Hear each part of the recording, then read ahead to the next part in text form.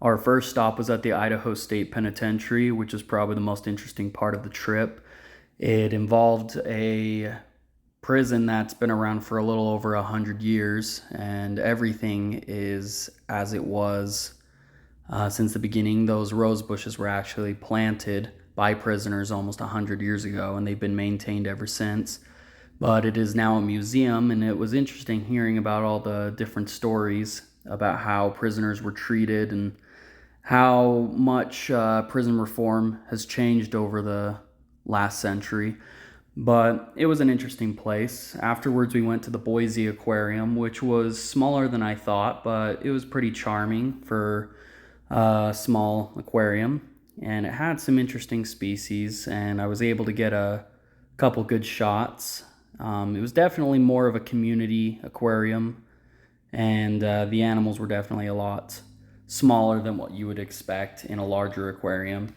But there were still some really cool animals like a Atlantic grouper and an Argentine black and white tegu that you can see walking here. And after we got done with the Boise Aquarium, we stopped by this St. John the Evangelist Cathedral, which is a really pretty building. It's in downtown Boise. And speaking of downtown Boise, we also went to the Freak Alley Gallery. It's a nice little community project with graffiti from various different artists that show off their different styles. And it was interesting. It is quite a small place, just about a block. But it is pretty interesting to check out if anyone gets the chance to visit Boise. After that, we stopped and grabbed lunch, and I wanted to try the Boise Special steak fingers. After that, we went to the local strip mall called the Village at Meridian, which has a beautiful setup. It's very similar to one in Utah called Station Park, and it was a nice little slice of home to see. The next day, we decided to take an early morning hike in the Holes Gulch Reserve, basically the foothills of Boise, Idaho. It's a really pretty reserve, especially at this time of year. There's a lot of wildflowers and a lot of wildlife, including these mule deer. And we did see quite a few insects as well, but the main highlight was the sunrise. I really enjoyed this hike. It's quite easy. We did one called the Red Cliffs Trail, which starts around here. And it's a beginner's hike for sure. And it's something that I think anyone who does visit Boise should go visit, especially if you like mountain biking, because that was the main traffic we saw while we were there was mountain bikers. And it's not hard to see why. This is absolutely beautiful country to visit.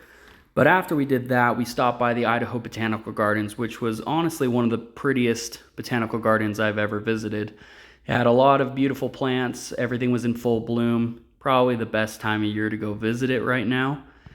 And we were really impressed with the setup and the layout. It had a lot of beautiful architecture and had quite a few beautiful ponds and groves and setup.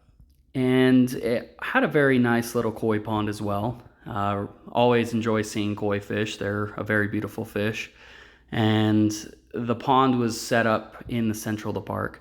Another interesting part was the wildlife that was present in the gardens. We saw cottontail and as well as this yellow-bellied marmot that was just basking on the rock.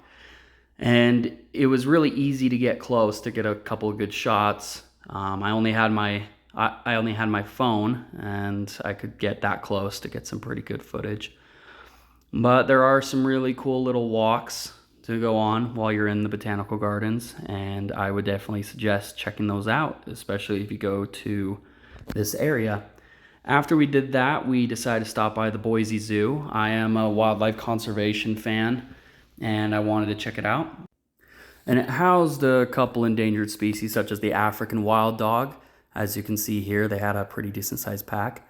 It also had a Siberian tiger, and among other things. It had gibbons, giraffes, elephants, sloth bears, and the Aldabra tortoise, which is one of the largest tortoises in the world. After that, we went to Eagle Island State Park, which is a state park located in the north of Boise.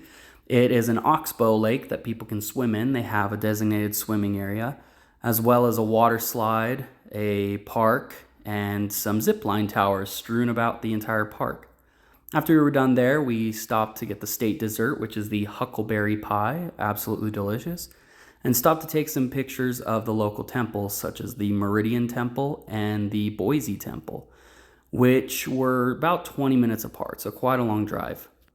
The next day, we decided to walk along the renowned Boise River Greenbelt, which stretches out along the whole city, and it is a very pretty place to go, and there are access points to swim in the river. I wouldn't recommend it right now as the river is in the flooding stage due to all the snow melt, but it was a very pretty hike.